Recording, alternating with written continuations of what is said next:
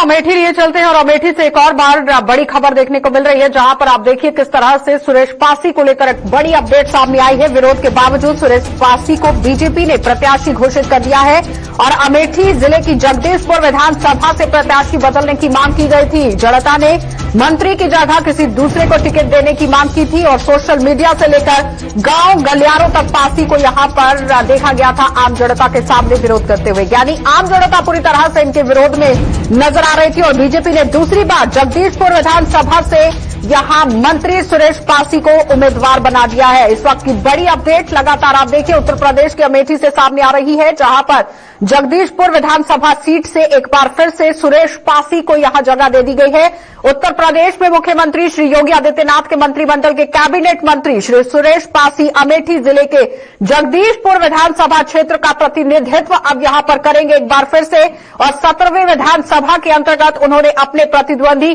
Congress party के उम्मीदवार श्री राधेश्याम धोबी को 16,096 मतों से पहले यहां पर हराया था। उसी को मद्देनजर रखते हुए यहां पर भारतीय जनता पार्टी की तरफ से एक बार फिर से बड़ा फैसला लिया गया है। इसी खबर पर जानकारी लेंगे, कुलदीप सिंह हमारे साथ जुड़ चुके हैं। कुलदीप, लगातार आम जनता इनके खिलाफ नजर आ रही है, लेकिन उसके बावजूद भी भारतीय जनता पार्टी ने इन्हें मैदान में उतार दिया है।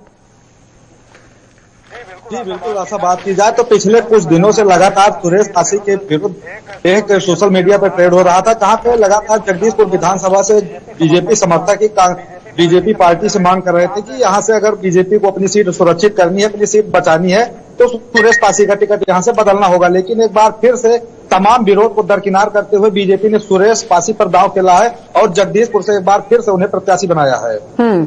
लेकिन यहां पर कुलदीप, बड़ा सवाल ये भी है, कुलदीप आप मुझे सुन पा रहे हैं? बड़ा सवाल यहां पर यह है कि 16,096 वोटों से यहां पर कांग्रेस पार्टी के उम्मीदवार को हरा दिया गया था। क्या लगता है कि उसी को मद्देनजर रखते हुए ये बड़ा फैसला भारतीय जनता पार्टी की तरफ से लिया गया है?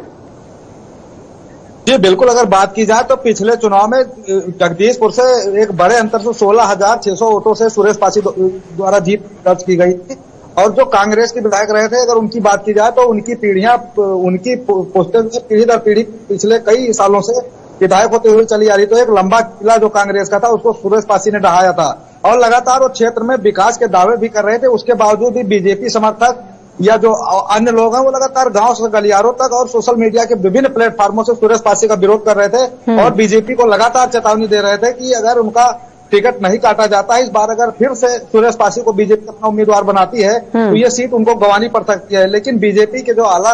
कमान है उसके द्वारा कहीं न कहीं तमाम विरोध, क्या लगता है कि राजनीतिक जो पृष्ठभूमि है वो परिवार में भी काफी तरीके से एक गढ़ जैसी मानी जा रही है, स्ट्रांग मानी जा रही है, क्योंकि पिता भी अलग तरीके से सक्रिय हैं, पत्नी भी सक्रिय हैं, भाई भी सक्रिय हैं। तो क्या लगता है कि आने वाले समय में जब ये चुनाव होते हैं तो फायदा भारतीय जनता पार्टी को या फिर नुकसान झेलना पड़ेगा?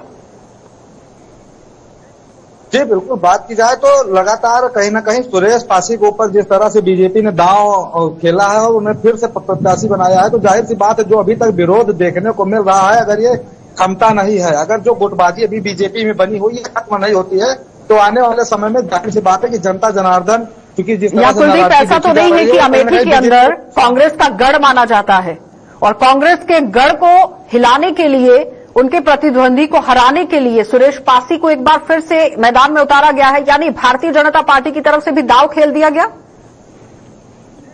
जी बिल्कुल, अगर बात की जाए तो पिछले चुनाव में भी बीजेपी की लड़ाई सीधे कांग्रेस से थी और इस बार भी बीजेपी की सीधी टक्कर कांग्रेस से है। फिलहाल कांग्रेस ने भी इस बार जो है एक बड़ा दांव खेलते हुए पिछले प्रत्याशी का टिकट काटकर विजय पासी को उम्मीदवार बनाया है। तो अगर जातीय समीकरण देखा जाए तो पासी मतदाता विधानसभा में ज्यादा है और विजय पासी जो कांग्रेस से है और सुरेश पासी, इनके बीच में ही सीधी टक्कर देखी जा रही है। और बीजेपी का यह दांव कितना सफल होता है, जनता उस पर कितना विश्वास करती है, वो तो चुनाव के बाद जब मतगणना होगी उसके बाद ही पता चलिए कुलदीप, बहुत बहुत धन्यवाद जुड़ने के लिए। तो फिलहाल आपने देखा कि कुलदीप हमारे संवाददाता हमारे साथ जुड़े हुए थे, जो बता रहे हैं कि किस तरह से बीजेपी ने एक बार फिर से वहां पर दांव खेल दिया है, क्योंकि आम जनता पूरी तरह से लामबंद है, विरोध में है सुरेश पासी के। लेकिन अमेठी जो कांग्रेस का गढ़ माना जाता है, वहां पर पहले भी प्रतिद्वंदी को हराया गया जगदीशपुर सीट से और सुरेश पासी की तरफ से ही हराया गया था और एक बार फिर से भारतीय जनता पार्टी ने उन्हें अपने विधानसभा चुनावों में